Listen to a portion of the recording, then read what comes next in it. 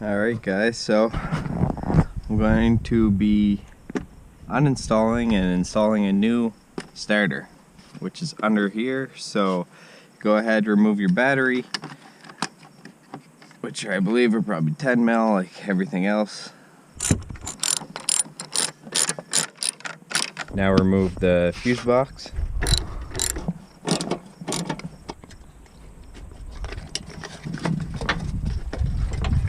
There's a couple more clips holding this here.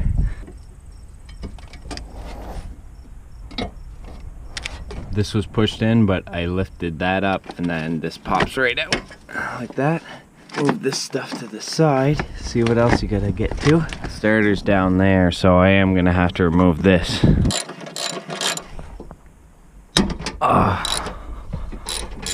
I'll be very surprised if all these bolts come out.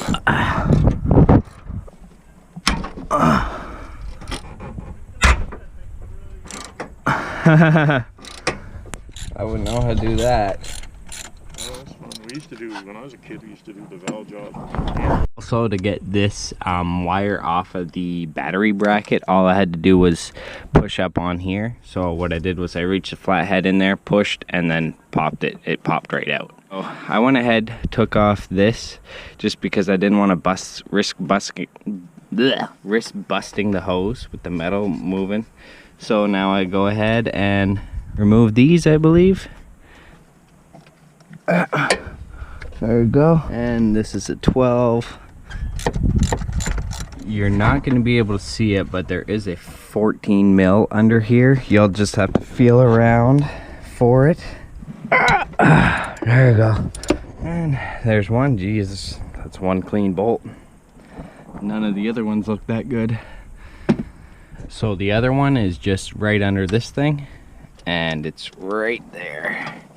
So go ahead and loosen that up, and no point to me recording it because it's starting to rain.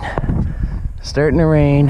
Luckily I'll be able to get this out and bring it in. I didn't show the whole process because I've been touching my GoPro with my greasy ass hands, and I usually put it in my mouth.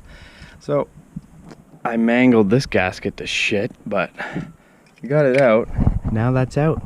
I'm just gonna throw everything in the SUV and pick this up on the weekend because I work the next 2 days. So I'm gonna throw everything in the SUV because, like I said, it's gonna rain. Don't want anything to rust. I'm gonna go ahead, bring this in, get my core charged. I'm gonna try to straighten this out, but I might ask just for a new one to be safe because I don't want anything to go wrong.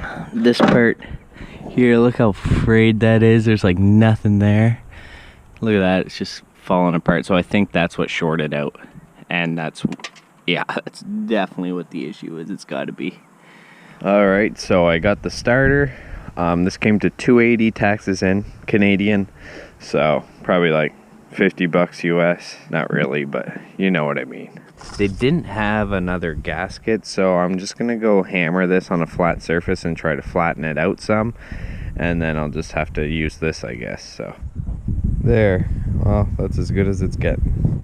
So I just noticed these are pretty all bent up here, so I don't know if that's gonna affect anything, but probably not.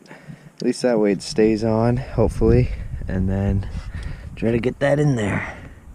Alright, so just tightening that a bit, not all the way, because I got the other one I'm gonna put in. And then once you get it as tight as you can with your hands, then I'm going to take the ratchet just because there's a lot of tread. You would think they would make that better, like have a cover over it or something. That just gets all frayed in the salt and I can't see. Anyways, this one's got 12-month warranty for the people who buy this. Probably would have been a lot easier to pass it through here instead of under there, but whatever works. You don't got the most room to work, so just little rotations at a time. It'll get it tight eventually. I'm gonna go ahead and reattach these wires right quick that I had taken off. And my day off, it's raining again. I was about to, but I'm gonna finish this in the rain. I don't care. And bolt it in. Whoops, that's just great. It's like really snug. So whatever black covering was over that, just broke. There. Now, go ahead and put that stupid battery bracket back in. I sure forgot to put this back, so hold it in there.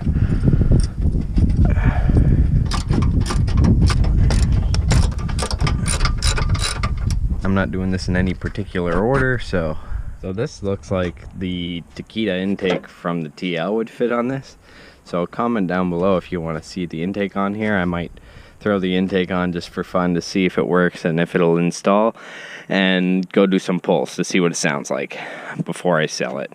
Or I might blow it up if I do that. So anyways, I'm going to throw it up for sale after this, and hopefully it sells and put some money towards the house, and then we can get some good content going once I get a house.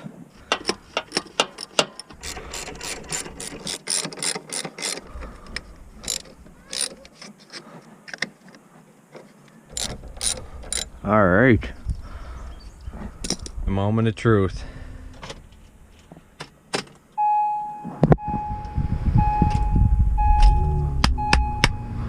Oh yeah. So I've never really fixed anything like this before, so if I can do it, anybody can do it. So low tire pressure. Anyways, so she's all installed, and finally bought one of these. It was $3. This would have came in so handy for the short shifter adapter when I lost my washer and when I lost the bolt.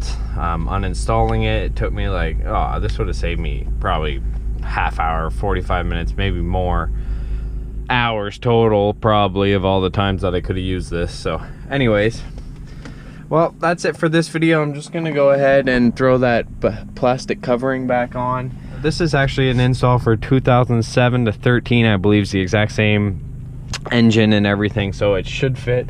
I also own a 2013 Acura TL, same engine, 3.7, well, not the same exact engine, but same displacement, 3.7. If you guys want to see some TL content, hit that subscribe button if you're not subscribed already.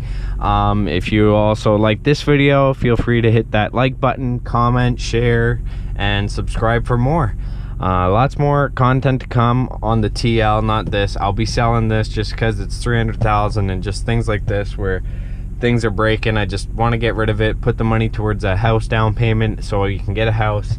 And once we get a house, then I can make some better content. I'll have a garage, store the TL, get something for a winter beater to beat around in. So anyways, that's it for this video. I'll see you next time. Thanks. Bye.